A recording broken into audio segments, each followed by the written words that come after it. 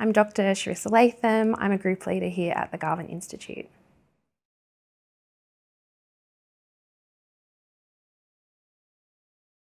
No, I wasn't always interested in science. I thought I was going to be an artist. But yeah, no, I always thought I would go down a different track.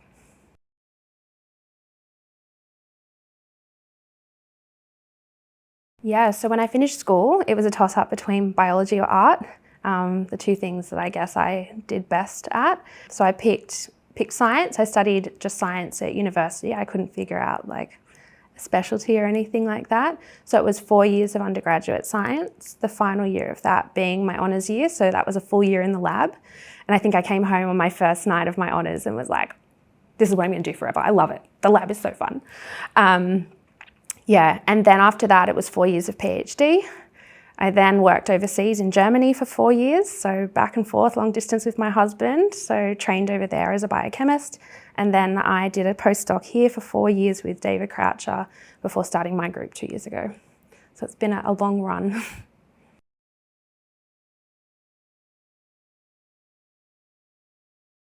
Oh, in cancer research, only 6 years. So I trained, I guess, in a very specific type of cell biology, and that has been sort of the red thread throughout all of my research. But my PhD was in neurodegenerative diseases. My first postdoc was in rare diseases, so developmental diseases. And then when I came back to Australia, it was about applying that information that I had learnt to cancer research.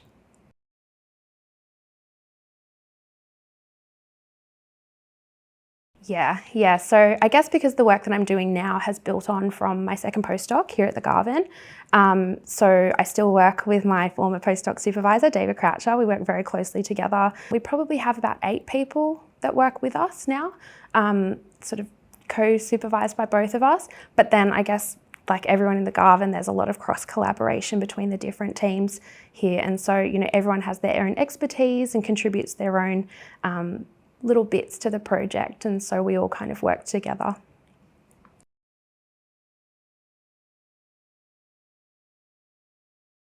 My favourite thing about my job would be those eureka moments, those things where you've thought about something long and hard, you've designed a really painful experiment, you've, done all of the hours in the middle of the nights or over the weekends collecting samples, and then that idea that you had comes to fruition. There's like something beautiful about that moment of like, yes, I was right and I'm on the right track and we're making progress. And yeah, that is one of my favorite things. The other would be teaching. I really love like teaching my students and having that moment where they get it. And that's really cool.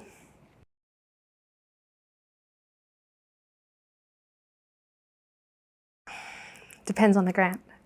This year I wrote 3 from scratch. So that was probably the first half of the year for me. Probably from February until July was just grant writing. That's because like as part of that, it's not just writing, it's the idea development, doing the research, making sure that like it's consistent with the literature, thinking about the preliminary experiments you need to do to back up your ideas. Yeah, I would say the first half of every year for me is grant writing, and the second half is then paper writing, experimental work and things like that.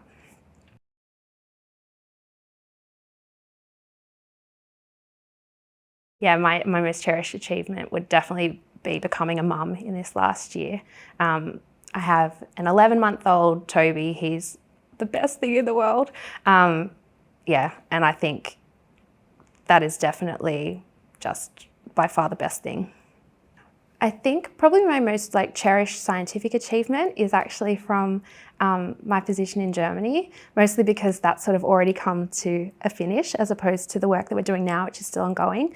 But I worked as part of a team which identified a new disease in children. So it was a particular mutation in a gene, and we were able to show that this mutation had very specific symptoms associated, and by this we were able to classify a whole new disease. And that felt like a massive achievement because that actually directly had impact in the clinic. So the way that these patients are now diagnosed, treated and managed is very different to how it was before, and so it's really cool to be able to see that.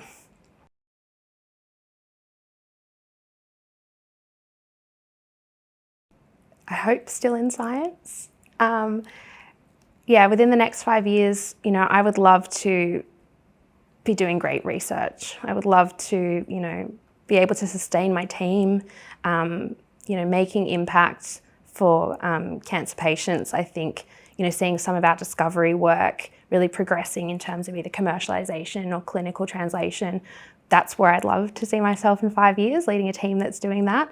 But I also think, science is a really tricky, it's a tricky job.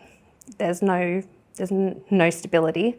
And, I think being realistic about that is also important. So my hope is to still be here doing great science, but we'll see.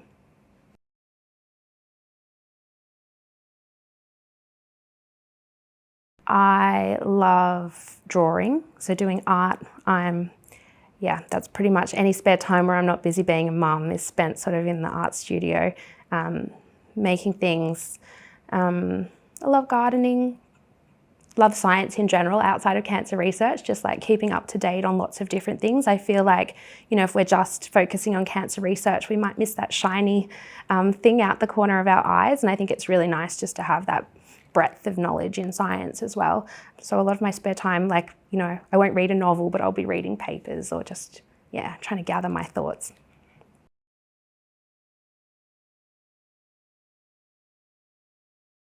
Doing a box Rallies? No. Well, yes, that would be on my bucket list, but I probably should never put my hand up for that one. I don't know that I'm good enough at, what's the word? Divisive enough in maybe a tricky situation or a good enough driver for that. So I'm not going to put my hand up, but I still want to be married to my husband by the end of it if we were to do that together. No, I don't know, my bucket list. Maybe a big trip around Australia is something I would love to put on my bucket list. I feel like there's so much to see here and, you never travel in the place where you're from. So maybe traveling around Australia would be it. And if I do that through box Rallies, that would be so cool.